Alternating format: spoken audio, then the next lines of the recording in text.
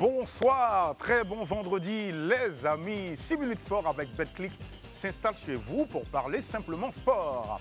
Vous connaissez désormais la formule, faites tourner le chrono, on démarre maintenant.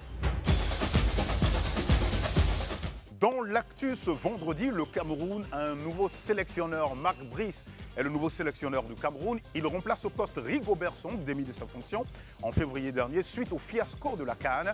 Sauf qu'aux dernières nouvelles, la nomination du technicien belge semble n'avoir pas ravi la FECAFOOT qui, dans un communiqué, s'est dit étonné d'un tel choix non seulement, mais également d'une telle démarche contraire au texte en vigueur. Nul doute que Samuel Eto'o, qui n'a pas sa langue dans sa poche, montera au créneau pour clarifier toute cette situation.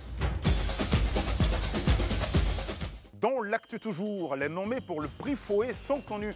Ils sont au total 11 joueurs de 8 nationalités qui lorgnent avec beaucoup de plaisir le trophée Marc-Vivien Foé qui récompense le meilleur joueur de la Ligue 1 depuis 2009. Il s'agit de Chancel Mbemba, le tenant du titre, qui aura à cœur de faire un back-to-back, même si ses prestations au sein du club phocéen cette saison sont moins abouties. Et puis il y a aussi son coéquipier Pierre-Emerick Aubameyang qui veut traîner le trophée pour la deuxième fois depuis 2013. Et puis dans la liste, nous avons deux Ivoiriens, l'attaquant du Stade de Reims, Oumar Diakité, et puis le défenseur de Monaco, Wilfried Sengo. On dira « Allez les éléphants !»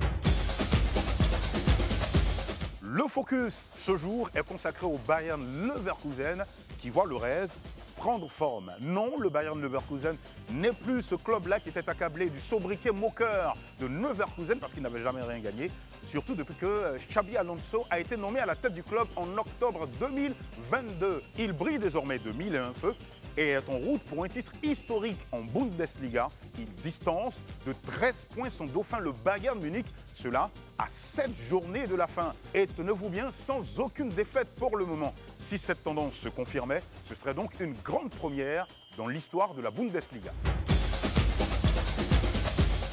À l'affiche, Manchester United-Liverpool, qui verra rouge? Telle est la question.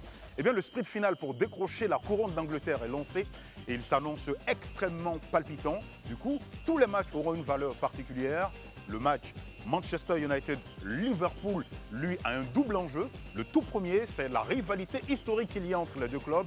20 titres pour Manchester United, 19 pour Liverpool. Et puis, le second pour Liverpool, ce sera donc de remporter le match pour conserver la tête du classement de Première Ligue. Manchester United-Liverpool, c'est ce dimanche à 14h30. On a jeté un coup d'œil pour vous aux cotes. Pour une victoire de Manchester United, ce sera 4,07. Pour une victoire de Liverpool, 1,68. Et puis pour un match nul, 4,20. Pour être complet à l'affiche, il y a donc le match retour de la Ligue des Champions CAF qui va opposer l'ASEC Mimosa d'Abidjan à l'Espérance de Tunis. Ce sera donc au stade Félix Houphouët-Boigny, demain samedi à partir de 20h. Eh bien, on souhaite bonne chance aux Mimos, tout en espérant qu'ils pourront nous refaire ce qu'on a dû vivre en 1999. Dans l'Expresso, nous nous intéressons au championnat ivoirien de Vaucotruyenne qui ouvre ses portes le samedi 13 avril prochain à Bobo Baoulé pour la première phase de sa compétition. Les catégories concernées sont donc les hommes, les dames, les filles et les garçons. Et donc 300 athlètes sont attendus ce jour pour jauger de leur capacité à combattre selon les règles édictées par l'art martial vietnamien. Rappelons simplement les amis que le Vaucotruyenne est le regroupement de tous les arts martiaux traditionnels vietnamiens. Allez, merci de nous avoir suivis et merci également pour votre fidélité. On se retrouve lundi. D'ici là, gardez le rythme. Salut!